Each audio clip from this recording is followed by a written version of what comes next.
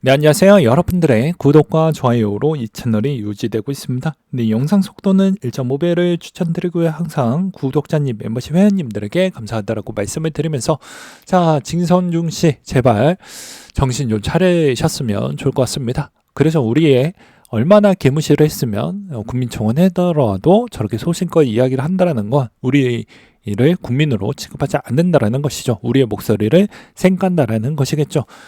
저는 정치적 색깔 전혀 없습니다. 계속 이야기를 하지만 여러분들의 정치적 신념이 본인의 뭐 정치인이 된다라는 그런 꿈이 있으신 분들을 제외하고는 대부분 여러분들 먼저 부자 되고 나서 무엇을 하든 저는 지지를 한다니까요. 응원을 해주고. 근데 여러분들이 정치적 신념을 먼저 믿고 한다라는 건 부자 되는 길이 뺑 돌아가는 거랑 똑같습니다. 왜 그분들이 뭐 밥을 주나요? 그분들이 여러분들의 뭐 기름값 주나요? 아무것도 안 줘요.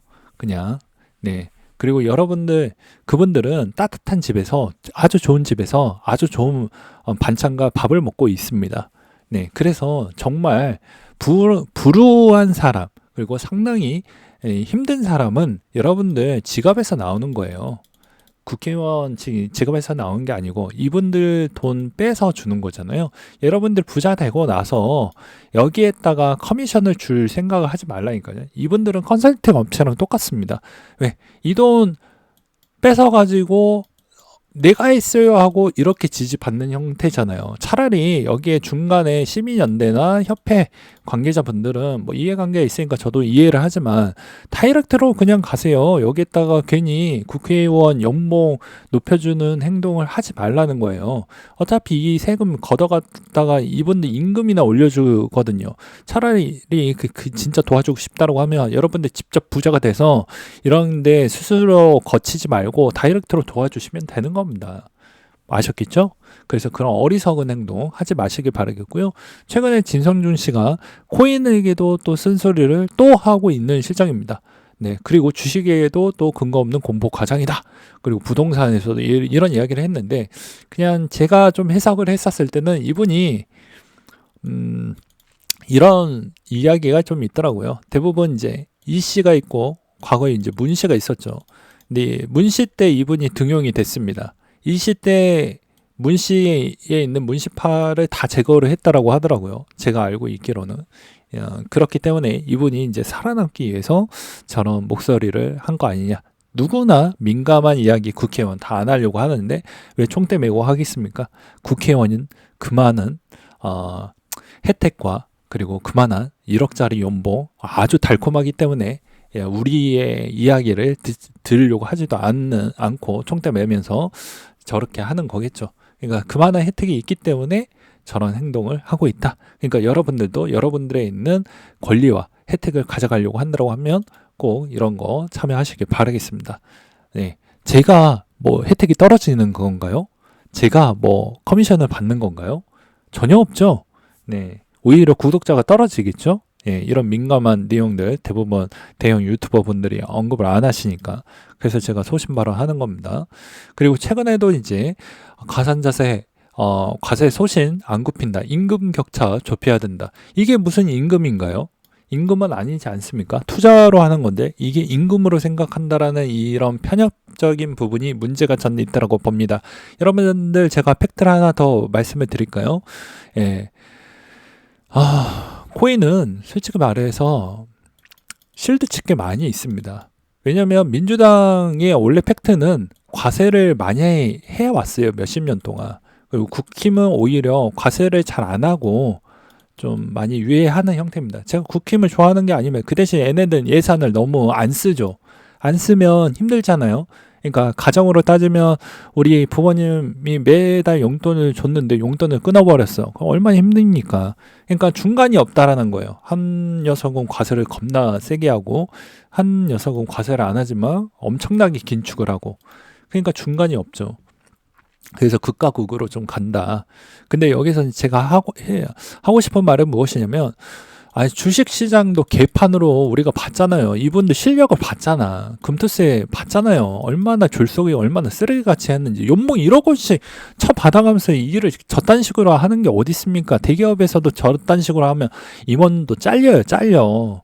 근데 얼마나 일을 편안하게 했으면 금투스 졸속으로 해놓고 코인은 일단 세금 먼저 거둡시다라는 그 논리가 맞겠냐라는 것이죠. 이 일을 잘하면 제가 이렇게 까겠습니까? 세금 안 내겠습니까? 내죠 당연히. 근데 약간의 문제점이 있으니까 그걸 먼저 해놓고 하자라는 의미는 주식시장도 개판인데 너희 삼법 개정도 제대로 해두지도 않고 금투스 밀어붙여서 놓고서는 이런 이야기를 하면 안 된다는 거죠. 그래서 제가 누누이 이야기했던 건 유예가 먼저 하고 제도 먼저 정비한 다음에 하자라는 거예요. 근데 이렇게 너는 너고 나는 나다라는 형태는 저는 솔직히 바람직하지 않는다라고 보는 입장입니다. 그리고 주계영 대표도 돌려서 까고 있죠. 한국의 비트코인은 친화적이지 않고 대통령도 비트코인 모르죠. 금감원도 싫어하고 세금 거둘 생각만 갖고 있죠. 그렇기 때문에 문제가 좀 있다라고 봅니다. 물론 여기서도 이제 피해자가 생기면 수혜자가 생기겠죠. 수혜자가 이런 쪽인 것 같습니다. 참여연대, 시민연합 이런 데가 지금은 다 같이 과세하라고 하겠죠. 왜 그럴 것 같습니까? 현 정부가 이제 긴축을 세게 하다 보니까 예산이 안 들어오겠죠. 정부 보조금으로 받는 데가 이런 참여연대나 시민연대인데, 그러니까는 이거 갖다가 재원으로 이렇게 돌리겠다라는 겁니다. 그러니까 여러분들한테 절대 도움 되는 게 없어요. 복지라는 건요, 중상층을 도와주는 게 거의 없어요. 밑바닥으로 내 인생이 밑바닥으로 가는 거에 따른 그 커버만 해줄 뿐입니다.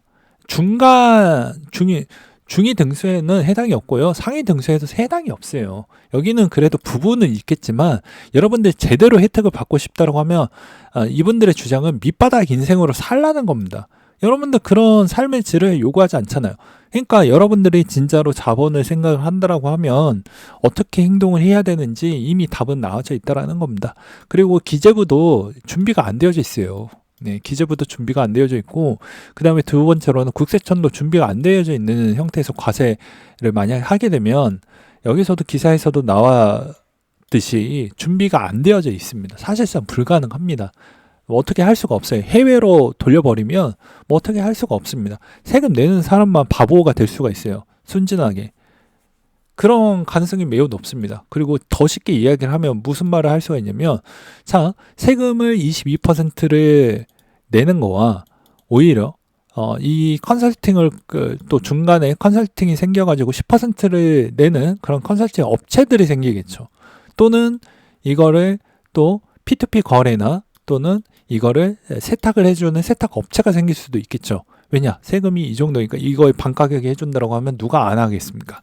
이런 업체들도 아마 기승을 하지 않을까라고 생각을 합니다. 그러니까 제도적 정비가 부실하는데 이제 진선중 씨가 또 이런 이야기를 하기도 했습니다. 어차피 26년도 5월 달에 종소세를 내니까 1년 6개월 정도 여유 기간이 있다. 이 부분이 이 민간에서 일을 안 해봤으니까 이딴 소리를 하는 거예요.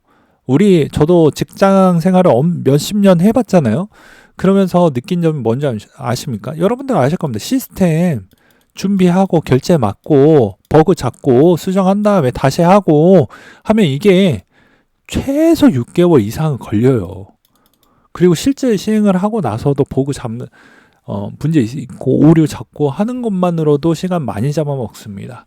그리고 예산 또 국가 예산 책정한 다음에 집행하고 내려주는 것만으로도 여러 단계가 있어서 복잡하고, 그게 실질적으로 업체 선정까지 가는데도 기간이 생각보다 많이 갈 건데 1년 6개월 안에 될 수 있다, 시간이 많이 남는다, 일단 헛소리를 찍찍하고 있다는 건 현실적 괴리를 모른다는 거죠. 더 쉽게 이야기를 하면 지금 2024년도 버스비 얼마 낼까 진선주 씨 모를 겁니다.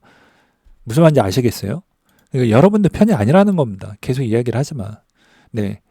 그래서 제발 여러분들의 그 실속을 좀 챙겨 가시길 바라겠어요. 마지막으로 이야기를 하지만 지금도 예를 들어서 네오를 보게 된다고 하면 네오가 안 올랐다니까요.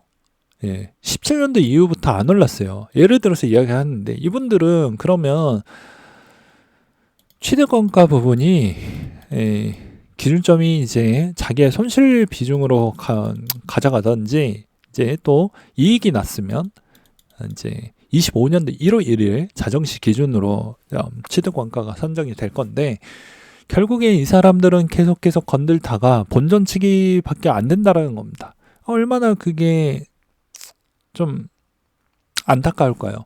그리고 반면에 리플을 들고 계시는 분들이 한국이 제일 많습니다. 네.